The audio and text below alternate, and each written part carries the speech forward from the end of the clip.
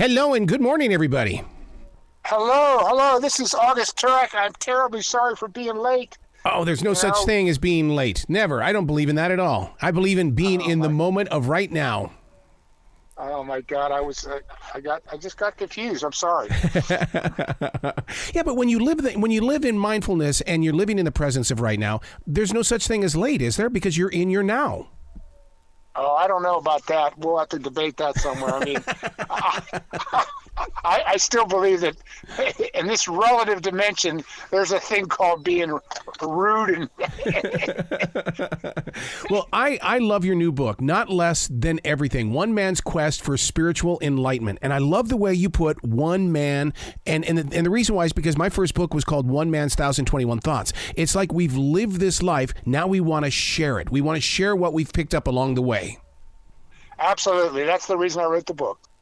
To get into that mindset and mode, I mean, that's living life and then being transparent when you put it on the page.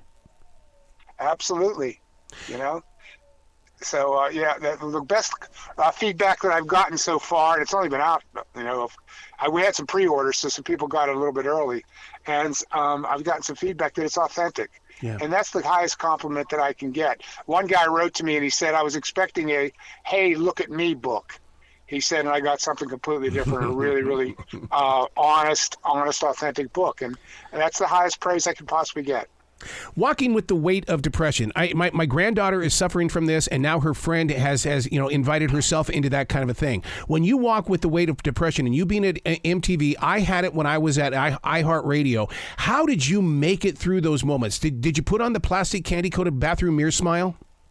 Yes. Well, you know what I used to do. It's funny that you'd ask that question. That's the first time anybody's ever asked me that question. What I said, it was a teeth gritting. I fundamentally told myself that it was like getting a really bad cold. Yeah. And so you wouldn't change your life decisions and go off in another direction because you had a really bad cold. You just weather the cold and wait till it goes away, right? Mm-hmm. And for many, many years, that's what I used to do, is just grit my teeth. And but as the book progresses, they became more severe, more long lasting, until finally, when I broke my ankle in that skydiving accident, the whole house of cards collapsed in, and it became a permanent state. At least until I had my spiritual experience. As I mentioned at the end of the book, I haven't had a moment's depression in 25 years now. Wow. So, or anxiety or anything, but just, I hate to use the word because it's terrible, but bliss. Yeah. So, I'm hoping also that, to help certain people. I don't want to practice medicine without a license, but I never took antidepressant pills, and I managed to overcome depression through spirituality. Yep. So I don't know whether it's going to work for you or not, but I think there are people out there that could overcome depression by, because there's some reason why so many more of us today are depressed than were depressed 50 years ago. Yeah. There's an epidemic of depression, so it can't all be pharmacological, in my opinion. Right. I found my spirituality in martial arts as well as Native American spirituality, and it's one of those things. It's like, okay, if I talk about this in public, they're going to think I'm weird. So how did you find the confidence to be so open with it? You're really pretty good at this. That's another excellent question. I was talking to somebody else on an interview the other day, and I said, when I was just a kid, something inside of me clicked in. I'll tell you a real quick story. When I was a kid, I was really into Christmas, and I really wanted to do Christmas caroling. So when I was about 7 or 8 years old, I talked to all the kids in my neighborhood, 4 or 5 of my boyfriends, into going into a Christmas caroling. And at the last minute, they all backed out, and I went by myself, shouting at the top of my lungs, crying at the same time because I was miserable. But I realized when I look back at that episode that the reason why it was a real slap in the face was, first, I realized that if I was going to live my life the way I wanted to live it, I couldn't wait on other people to join me. And second of all, I was going to have the guts to go against that grain. Yep. But the third reason why I think I was crying was there was an inkling that this was going to mean being lonely. This was going to be going alone, going against the grain a lot. So I made up my mind as a child that I was going to if I had to go against the grain, I was going to go against the grain.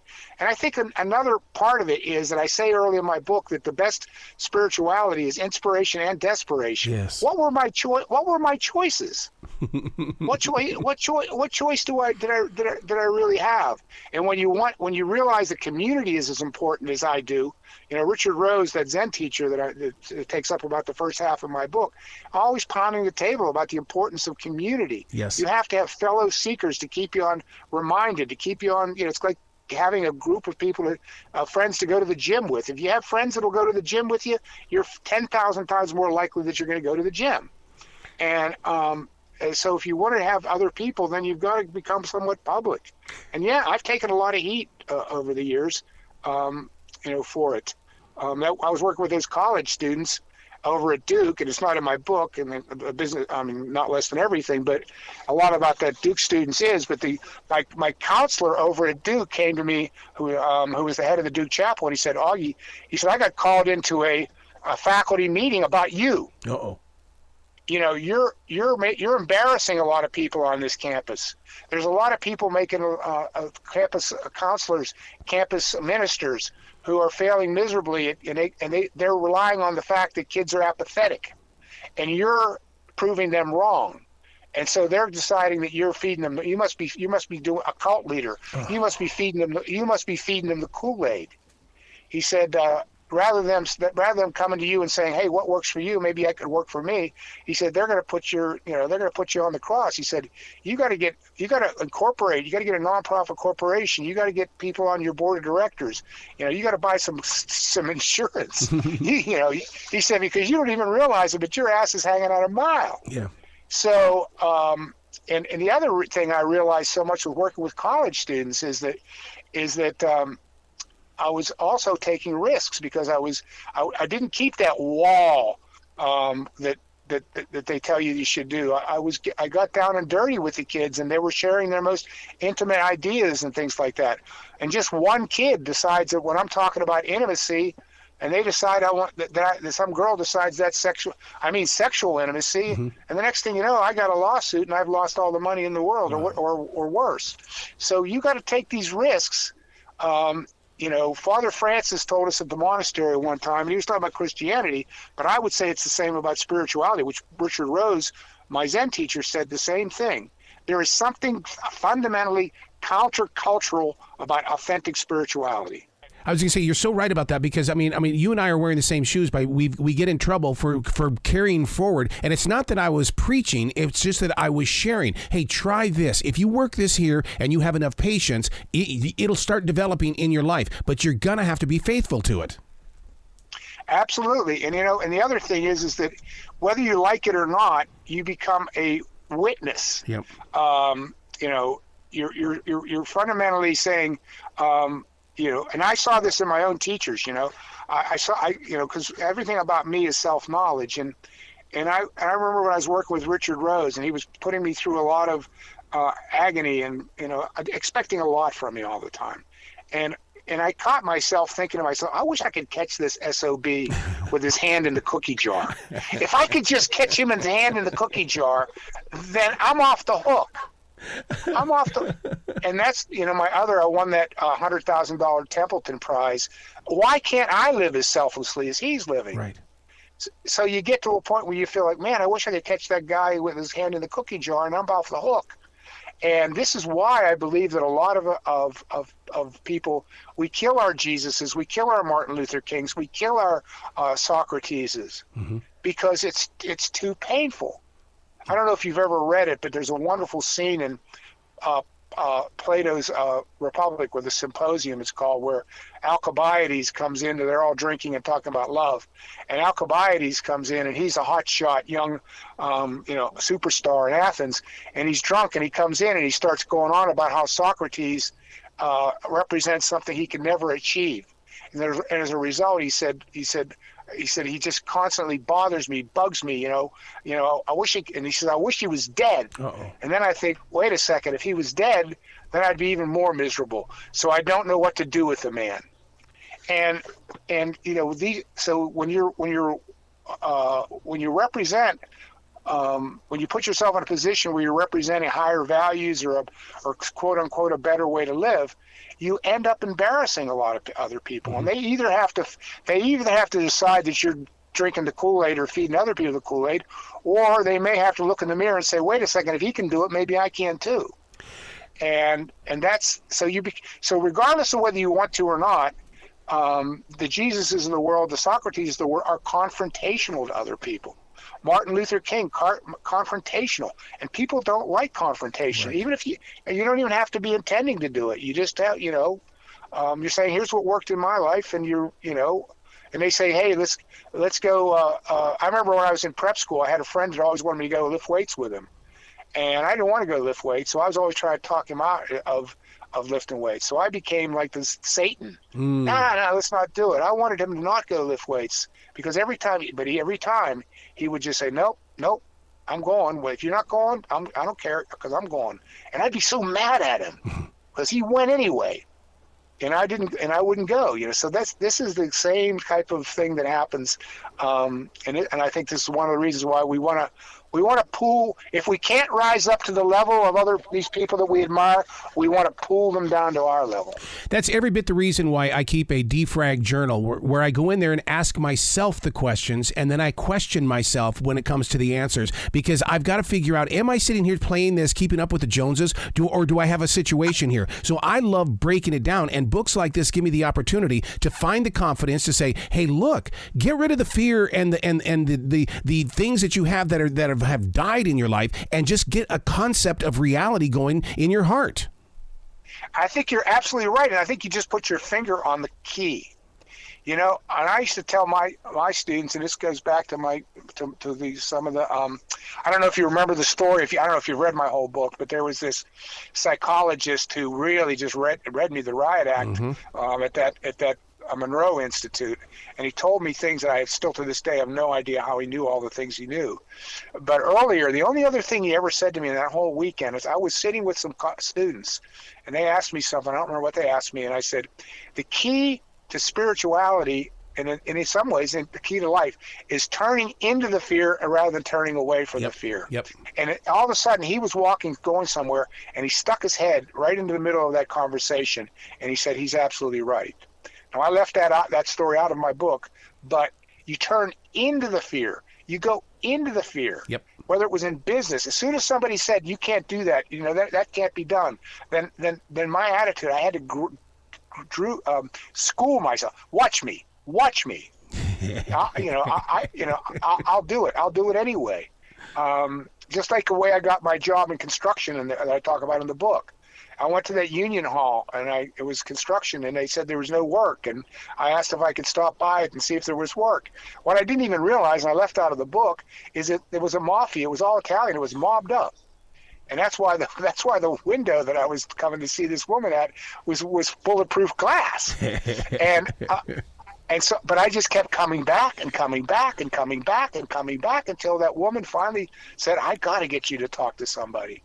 And I got a job as this blue-eyed, non-Italian guy.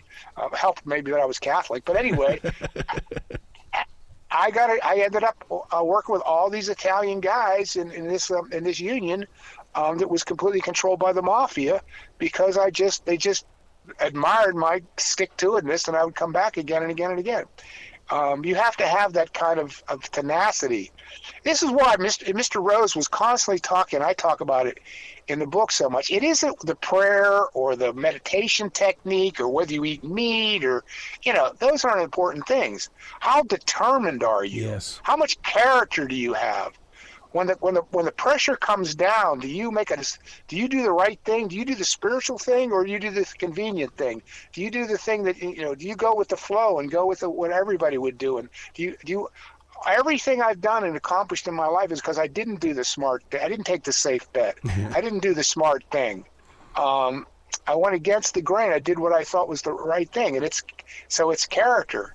And in the end of my book, when I'm working with that psychologist David again, after my spiritual experience at the end of Not Less Than Everything, I'm crying in his office out of gratitude, and I said, "It's all grace, David. It's all grace." I said, I never could have done anything to earn what God gave me in that experience I had in Baltimore. And he got real quiet for a minute, and then he said, yes, it is all grace. But you asked for it. You spent your entire life asking for it. He said, what happened to you is not something that happens to typically happens to an ordinary person on their way to the grocery store for a quart of milk. You know what Rose said earlier in the book? He said, it's not the prayer you say, it's the prayer you live. Yep. So true.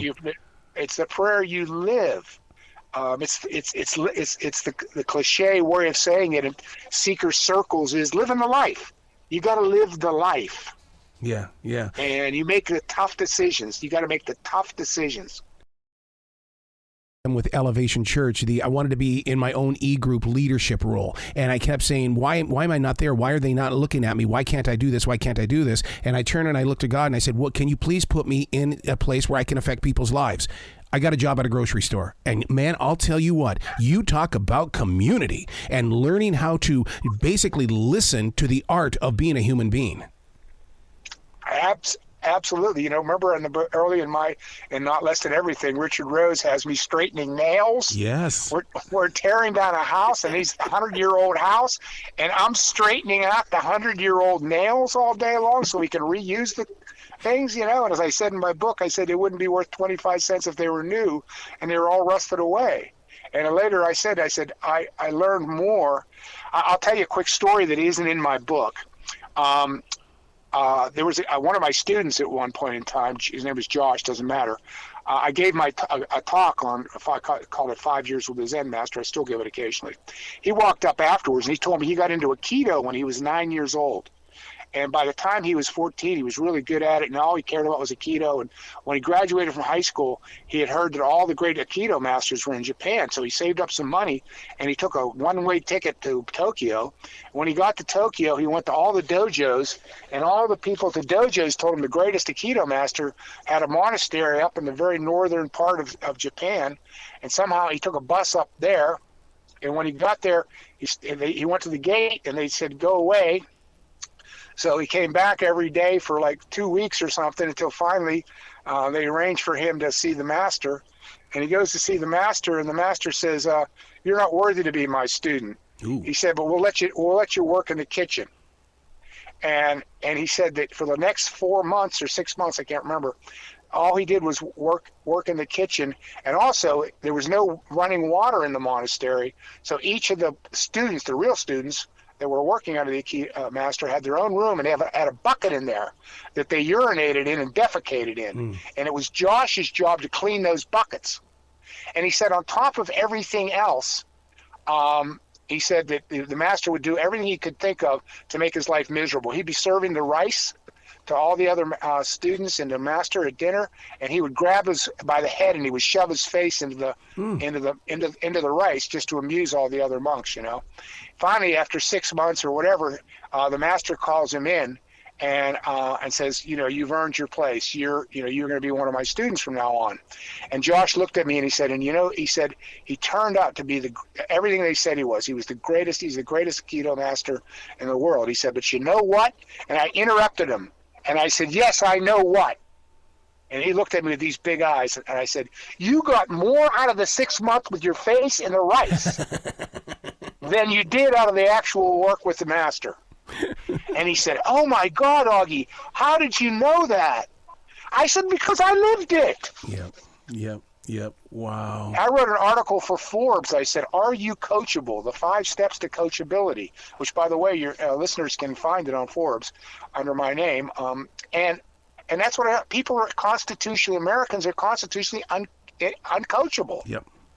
They won't put up with anything. They won't listen to the teacher. They won't, every time we go to the movies, we love to see Yoda screaming, don't try, do! We love to see Morpheus kicking the living snot out of Neo and and having him do face plants off of buildings, before he learns how to, and all these movies, or the Karate Kids, yep. Wax on, wax off, wax on, wax off. Every single one of these masters and all these movies we go to see are first-class SOBs. The devil wears Prada. She goes to the fiery furnace because Meryl Streep makes her life miserable. And she emerges the other side a superstar that can do 20 things at one time. And get the latest Harry Potter book before it's even published. But when it comes, as soon as you put up any, with modern Americans though, as soon as the teacher asks them to do anything at all, that seems counterintuitive. And that's what I started my article. I said I went and took golf lessons. And I said that every single thing that my golf game was horrific. I said I started taking golf lessons, and everything that the golf pro asked me to do felt wrong. Felt completely wrong. Anybody who's ever started playing golf, by that time, at least I was comfortable with the grip. But if you start playing golf, the very first thing they teach you is the grip. Nothing feels more wrong than the golf grip the first time you try it. You feel like you could never even hold the club, let alone hit a golf ball with it. So everything the golf pro tries to get you to do. And I said, interestingly enough, he said that Augie, he said, I want to give you and by the way, he'd just come off the pro tour, so he was a PGA. He was a true PGA professional. And he said, I want to give you a low energy, repeatable, effortless, energy, golf swing. Oh, that's great. And I lost 25 pounds working with the guy. Wow.